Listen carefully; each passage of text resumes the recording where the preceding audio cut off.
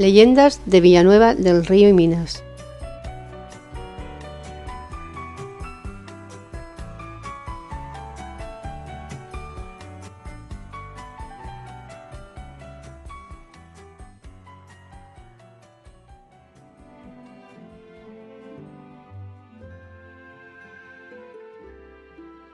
Visito de nuevo Villanueva del Río y Minas en la provincia de Sevilla, localidad exminera donde los restos de su arquitectura industrial nos dejan entrever un pasado dorado. Un criadero de carbón de hulla bajo mis pies es, junto con la cuenca minera asturiana, el origen de la primera explotación de este mineral en la península. Fue este el municipio donde por primera vez tuvieron luz eléctrica en las viviendas, proporcionada por la compañía minera, de origen francés. Aquí en estas minas también fue la primera vez que se utilizó en España una máquina de vapor para la extracción del agua de sus galerías, siendo esta la segunda mina de toda Europa en cuanto a producción de agua. Miles de toneladas conserva todavía este criadero, una hulla de una calidad excelente para la elaboración del llamado carbón de Koch, de un alto poder calorífico. En 1972, esta industria quedó paralizada. Hoy en día tan solo se conserva a modo testimonial y como elementos de la tramoya de la escenografía de Villanueva del Río y Minas, algunas estructuras mineras que nos recuerdan un pasado glorioso, cada vez más lejano en la memoria de sus habitantes. Lugar singular, pintoresco y único en la provincia.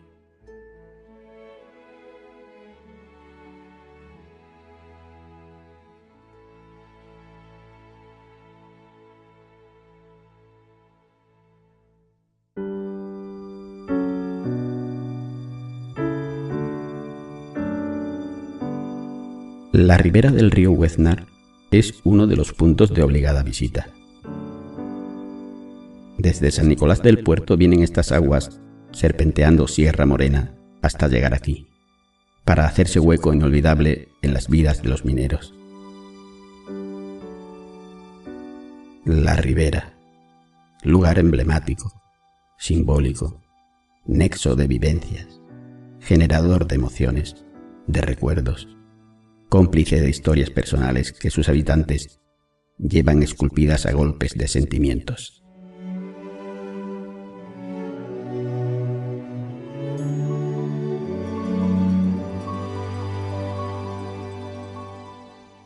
La ribera es vivencia, anécdota, historia, sensación, testigo mudo de las vidas de los que quisieron hacerla partícipe de los capítulos de sus vidas.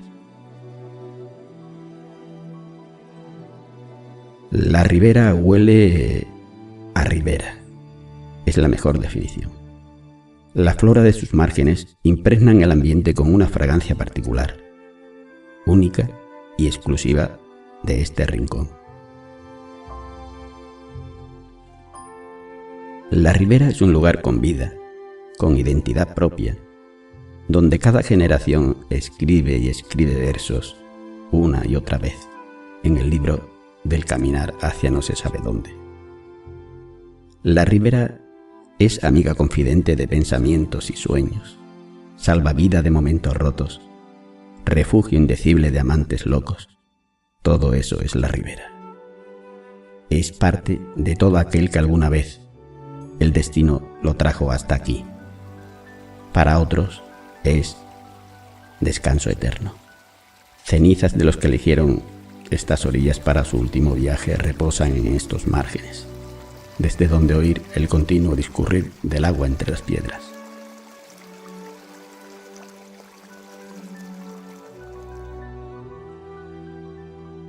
Y aquí es donde el arroyo Tamonjoso se une y la abraza, después de rozar al pinar de San Fernando, lugar al que me dirijo, y desde donde te quiero contar una historia callada de hombres, mujeres y niños anónimos, que la crueldad de la sinrazón humana hicieron de ellos meras dianas de la maldad y el horror, donde una persona pasa a ser propiedad de otra, la esclavitud.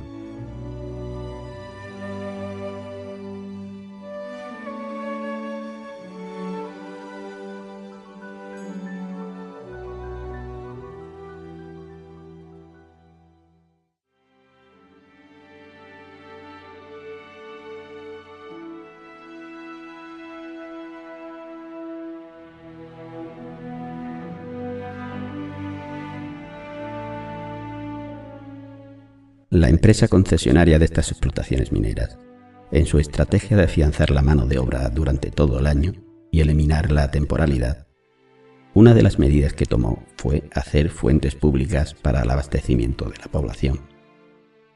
Una de estas fuentes fue la fuente de la rata madre en este pinar, el Pinar de San Fernando. Desde aquí iba un tubo de hierro hasta más cerca del núcleo urbano. En el llamado puente de madera, esta tubería tenía un grifo y continuaba hasta un depósito junto al barrio Velarde, actualmente enterrado, que lo llamaban la rata chica o la rata hija. Cerca de este manantial, un grifo en la tubería permitía también el abastecimiento. Pero, ¿quién fue la rata madre? ¿Y por qué ese nombre?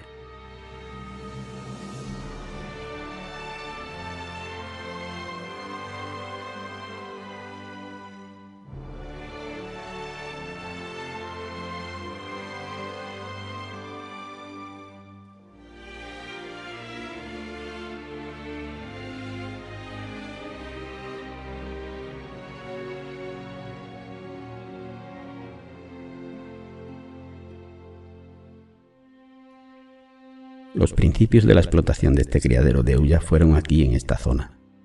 Aquí afloraba el carbón a ras de suelo. Aquí empezó la extracción de esta cuenca minera. La veta de Ulla, a medida que se iba extrayendo, cada vez estaba más profunda y se empezaron a hacer pocitos rudimentarios de poca profundidad en principio, pero cada vez se iban haciendo más profundos, siguiendo a la veta. Pocitos que carecían de seguridad alguna. Después, a partir de esto, se empezaron a construir modestas galerías horizontales a poca profundidad, sin ningún tipo de apuntalamiento para evitar hundimientos y derrumbes. Eran los comienzos.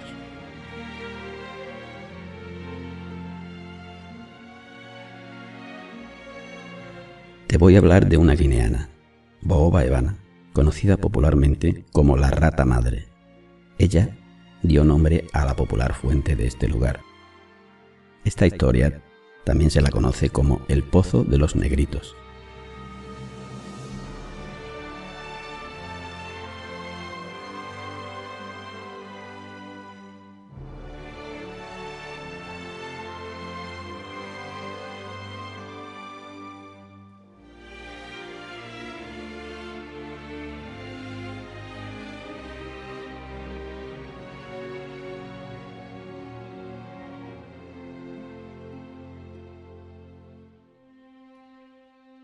A mediados del siglo XV, comenzaron a llegar a Andalucía esclavos procedentes principalmente de dos lugares: aborígenes de Canarias y africanos de piel negra procedentes de Guinea.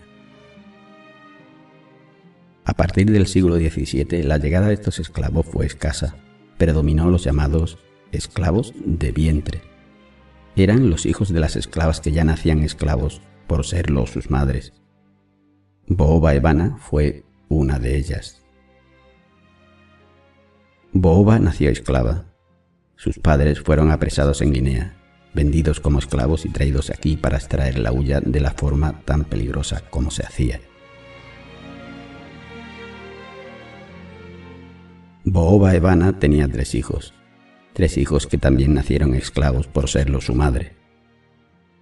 Ellos estaban obligados a bajar por aquellos rudimentarios pozos para sacar el carbón con espuertas y capazos a las espaldas. Trabajaban de sol a sol. Vivían con su madre en una choza aquí mismo, junto a los pocitos. Toda esta zona estaba habitada por esclavos negros que vivían en condiciones infrahumanas, en chozas que ni siquiera eran aptas para animales. Eran los esclavos guineanos, obligados a trabajar en la extracción de la hulla. A Booba la utilizaban para las labores domésticas los capataces. Sus tres hijos estaban mal alimentados, desnutridos. Booba, como toda buena madre, intentaba conseguir todo lo que podía para que ellos tuvieran algo más para poder comer por la noche, cuando nadie los veía. Se las ingeniaba y hacía lo posible y lo imposible por sus hijos. Por este motivo se ganó el apodo de la rata madre, por ser una madre que arañaba lo que podía para alimentar a sus tres hijos, como hacen las ratas.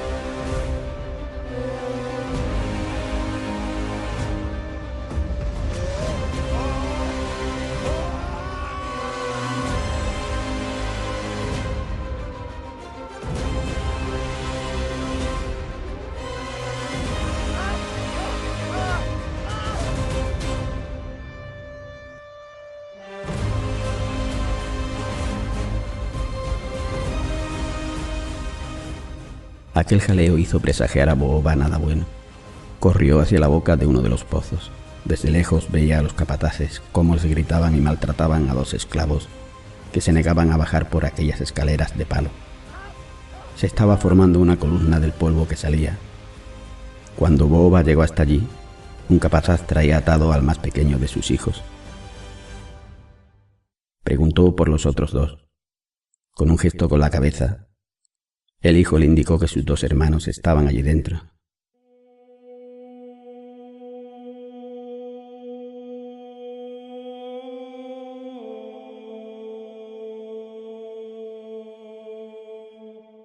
Se había producido un hundimiento de las galerías y habían quedado atrapados. El desgarrado grito de desesperación de Booba se debió oír por toda la zona. Nadie quería bajar a socorrerlos.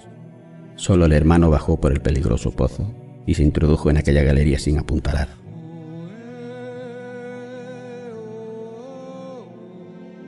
Por donde salía un polvo que hacía imposible la respiración.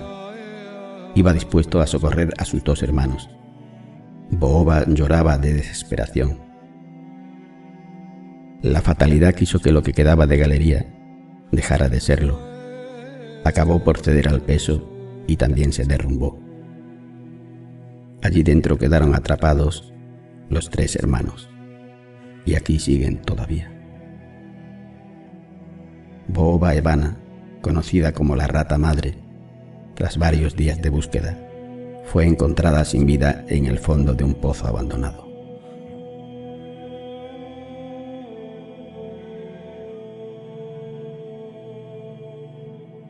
Me temo que la historia de Booba se repitió muchas veces más. Esta zona está regada con las vidas de personas de raza negra que fueron sometidas en forma de esclavitud. Historias calladas de hombres, mujeres y niños anónimos, víctimas de la crueldad y de la sinrazón humana, donde una persona pasa a ser propiedad de otra.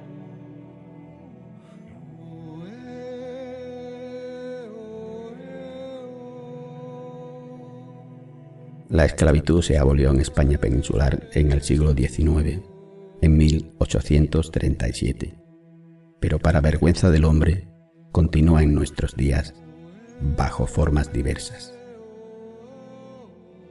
Me despido de este lugar, al que volveré muchas veces más. Me vuelvo a cada paso que doy para retener en mi memoria fotográfica cada rincón, sabiendo que en cada una de mis visitas, todos aquellos que por aquí están, aquellos que aquí quedaron para siempre, me acompañan.